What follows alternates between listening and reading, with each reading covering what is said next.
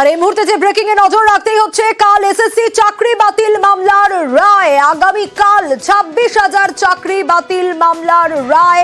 আরো ডিটেইল এই বিষয়ে জানতে পারবো, কখন রায় ঘোষণা হবে, কি আপডেট পাওয়া যাচ্ছে। মৈত্রেয়ী রয়েছে আমার সঙ্গে, আরো ডিটেইল জানাবে মৈত্রেয়ী।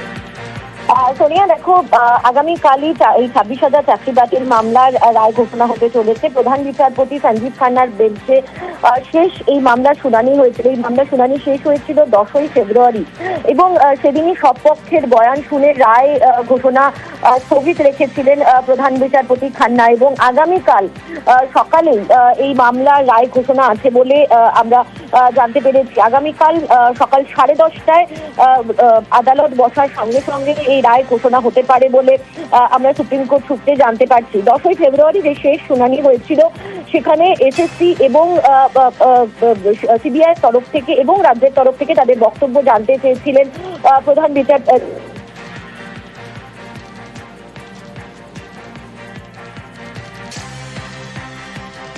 আমরা নজর রেখেছি ইতিমধ্যে যে খবরে, কাল এসএসসি চাকরি বাতিল মামলার রায়, 26,000 চাকরি বাতিল মামলার রায়। আগামীকাল 10:30টায় রায় সুপ্রিম কোর্টে, সকাল 10:30টায়। অবশ্যই নজর থাকবে, আরো ডিটেইল আপডেট নেব মৈত্রেয়ীর কাছ থেকে। মৈত্রেয়ী, যেমনটা জানাচ্ছিলে, দেখো, আমি যেমনটা তোমাকে বলছিলাম যে শেষ যখন মামলা শুনানি হয়েছিল 10ই ফেব্রুয়ারি, সেদিন সিবিআই, এসএসসি এবং রাজ্যের তরফ থেকে, রাজ্যের কাছ থেকে প্রধান বিচারপতি সঞ্জীব খান্না তিনি জানতে চেয়েছিলেন যে যোগ্য এবং অযোগ্যদেরকে আলাদা করা সম্ভব কিনা। এবং সেক্ষেত্রে দাঁড়িয়ে এসএসসি তরফ থেকে একদিকে যখন বলা হয়েছিল যে তাদের কাছে কিছু তথ্য রয়েছে, সেক্ষেত্রে র্যাঙ্ক জাম্পিং যারা করেছেন বা প্যানেল বহির্ভূত যারা যুক্ত হয়েছেন সেই নথি তাদের কাছে রয়েছেন, কিন্তু ওএমআর শিটের কারচুপি করে কাদের নাম ঢোকানো হয়েছে সেই তথ্য সম্পূর্ণভাবে তাদের কাছে নেই। পঙ্কজ বানসালের বক্তব্য বারবার করে উঠে এসেছিল, পঙ্কজ বানসালের নাম বারবার করে উঠেছিল। তার থেকে উদ্ধার হওয়া যে ওএমআর শিটের যে ডেটাবেস ছিল, সেই ডেটাবেসের কথাও কিন্তু উল্লেখ করা হয়েছিল, কিন্তু সেই ডেটাবেসের ওএমআর শিটের যে তথ্য, সেই তথ্যই যে চূড়ান্ত তথ্য, সে বিষয়েও কিন্তু নিশ্চিত করে কোনো পক্ষ সর্বোচ্চ আদালতকে জানাতে পারেনি। প্রধান বিচারপতি সঞ্জীব খান্না সেখানেই কিন্তু উল্লেখ করেছিলেন যে তাদের কাছে সেটাই সব থেকে বড় প্রশ্ন, যে যেহেতু ওএমআর শিট নেই, অরিজিনাল ওএমআর শিট নেই, এবং সেক্ষেত্রে দাঁড়িয়ে যোগ্য এবং অযোগ্যদেরকে কিভাবে পৃথক করা যায় সেটাই সব থেকে বড় চ্যালেঞ্জ। সেখানে দাঁড়িয়ে যারা মূল মামলাকারী তাদের পক্ষে সওয়াল করা আইনজীবী বিকাশ রঞ্জন ভট্টাচার্য তিনি বলেছিলেন যে নতুন করে পরীক্ষা নেওয়া যেতে পারে, কিন্তু এখন দেখা যে প্রধান বিচারপতির বেঞ্চ কোন দিকে তাদের রায় দেন, তারা কি মনে করতে পারছেন যে যোগ্য অযোগ্যদের আলাদা করা সম্ভব এবং চাকরি বাতিল স্থগিত রাখারই নির্দেশ দেন নাকি? একেবারে মৈত্রেয়ী, অবশ্যই আমাদের নজর থাকবে। আর এবার নজর রাখবো, স্ত্রী পালিয়ে গেছে, পালানো স্ত্রীকে ফেরানোর জন্য একেবারে হাতাহাতি অবস্থা চাকুলিয়ার ধুমাগড়ে। ছবি দেখাবো আপনাদের, দুপক্ষের রীতিমতো হাতাহাতি। দিন 10 আগে স্ত্রী নিখোঁজ হয়ে গিয়েছিলেন এক ব্যক্তির। খবর পেয়ে স্ত্রীর প্রেমিকের বাড়িতে গিয়ে স্বামী হাজির হয়েছে, আর তারপরে এই অবস্থা দেখুন।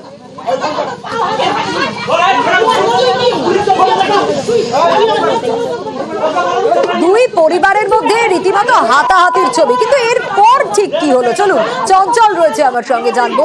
চঞ্চল, দিন 10 আগে স্ত্রী পালিয়ে গেলেন, তারপর তার প্রেমিকের বাড়িতে গেলেন স্বামী, তারপরে ছবিটা আমরা দেখছি, এরপর কি হলো?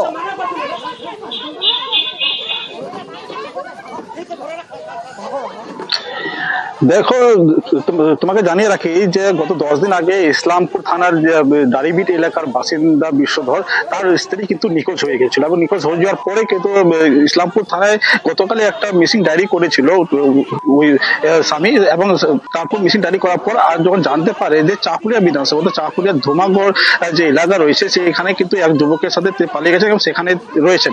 এরপরে কিন্তু খবর পেয়ে কিন্তু সেখানে যায় এবং স্ত্রীকে ফিরিয়ে আনার যথেষ্ট চেষ্টা করে, এবং চেষ্টা করার পরে যখন স্ত্রী তাকে ওই বিশ্বধরকে যখন না করে দেয় যে আমি যাবো না তোমার সাথে, আমি এই ছেলের সাথেই সংসার করব, তারপরে যখন তাকে জোর করে নিয়ে যাওয়ার চেষ্টা করলে দুই পরিবারের মধ্যে হাতাহাতি এবং মারামারি ঘটনা ঘটে।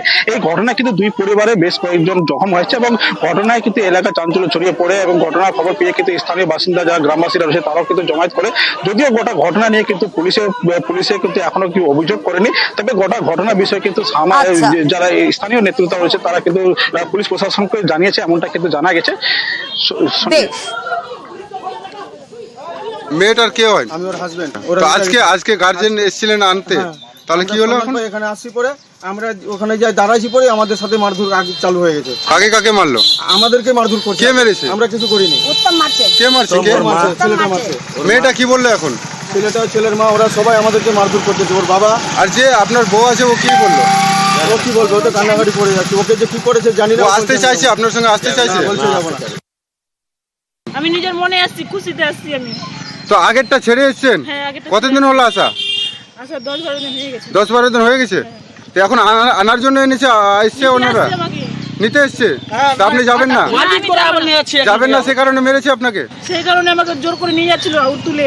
তাহলে এখন কি চাইছেন আপনারা? আমি এখানেই থাকবো। এখানেই থাকবেন? এই উত্তমের সঙ্গে থাকবেন? হ্যাঁ, উত্তমের সঙ্গে থাকবো আমি।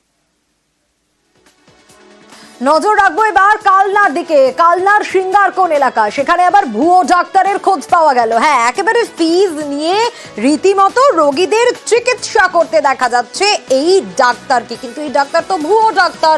নবকুমারের কাছ থেকে আরো বিস্তারিত জানতে পারবো। নবকুমার, কতদিন ধরে তিনি এই কাজ করছেন, এভাবে ফিজ নিচ্ছেন, ভুয়ো ডাক্তার সেজে ডাক্তারি করছেন? কোনো ব্যবস্থা নেওয়া হলো, পদক্ষেপ নেওয়া গেল?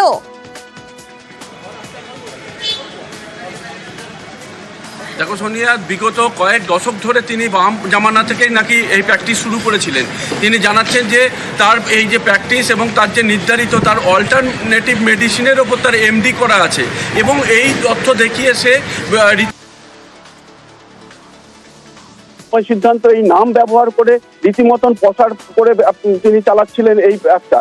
এবং তার পরবর্তীকালে এলাকাবাসী তারা এই বিষয়টা জানতে পেরে অনেকবার এর আগের বছরও সিএমএইচের কাছে তারা কমপ্লেন করে, এবারেও তারা এসে আগের বছরও সিএমএইচের কাছে তারা কমপ্লেন করে, এবারেও তারা এসে আজকে তারা মহকুমার স্বাস্থ্য আধিকারিককে জানায় বিষয়টি, যে এই ধরনের ঘটনা যদি তাতে বাড়তে থাকে এলাকায় আরও এরকম ভুয়ো ডাক্তারে ছেয়ে যাবে, অবিলম্বে তাদের বিরুদ্ধে ব্যবস্থা নেওয়া হোক। সিএমএইচ এই বিষয়ে তিনি আশ্বস্ত করেন যে আমরা অভিযোগ যেটা পেয়েছি সেই ভিত্তিতে অবশ্যই আমরা তদন্ত করব।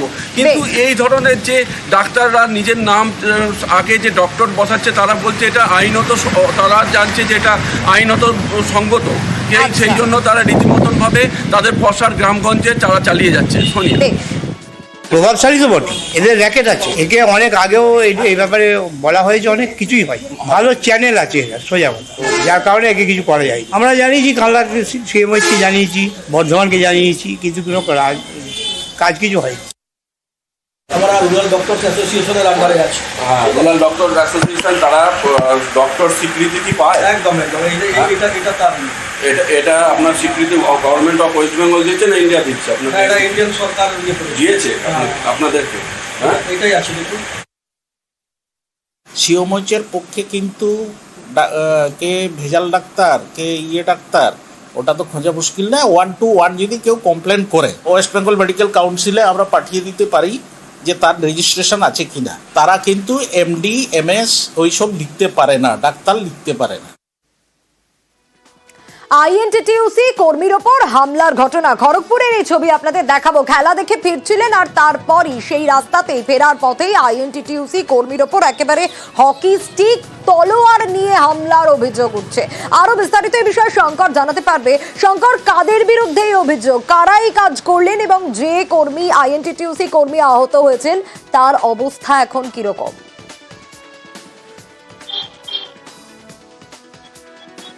দেখো, তোমাকে জানাই যে সোনিয়া, যে খড়গপুর পুরসভার 27 নম্বর ওয়ার্ডের কর্মী কে আপন্না খেলা দেখে বাড়ি ফিরছিলেন, তখনই তাকে রাস্তাতে একেবারে দাঁড় করিয়ে তাকে তলোয়ার এবং হকি স্টিক দিয়ে মারধর করার অভিযোগ উঠেছে বিজেপি কর্মীর বিরুদ্ধে। যদিও বিজেপি অস্বীকার করেছে যে এই নামে কোনো ব্যক্তি তাদের ওই এলাকার কর্মী রয়েছে বলে জানা গেছে। এই যে তৃণমূল কর্মী যাকে মারধর করা যায়, তিনি অভিযোগ করেছেন যে এলাকায় দাদাগিরি দেখানো হয়, দিদির মতো যাকে তাকে মারধর করে।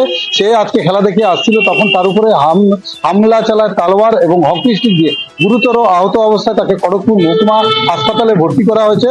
খড়গপুর টাউন থানার পুলিশ ইতিমধ্যে তদন্তে নেমেছে। যদিও পুলিশ জানিয়েছে অভিযোগ এখনো পাওয়া যায়নি, তবে অভিযুক্তর খোঁজে তল্লাশি করেছে, এলাকায় গা ঢাকা দিয়েছে ওই ব্যক্তি। যদিও এই বিজেপির তরফ থেকে পরিষ্কার জানানো হয়েছে এই নামে কোনো ব্যক্তি তাদের দলের সঙ্গে যুক্ত নয়। সোনিয়া, मैं 27 नंबर का गेम देख कर BNR ग्राउंड से वहाँ से फिर मैं जा रहा था, उसी टाइम में वो अटैक कर दिया, बेस बैट लेके और ऐसा अटैक किया, मेरे को गाड़ी स्टैंड करने का तक भी मौका नहीं दिया। जो बटन जो जैसा पाया वैसा मारा और मेरे को तलवार लेके दौड़ाया, मैं दौड़ लिया, अरे तो गाड़ी में तलवार का मारा। आप कौन सा पार्टी करता है? मैं TMC करता हूँ। तो जो मारा है वो कोई पार्टी उटी करता है क्या? वो BJP करता है। क्यों मारा कुछ पता नहीं चल रहा आपको? पता नहीं क्या चीज़ के लिए, मैं तो गाड़ी से उतरने भी मौका नहीं दिया।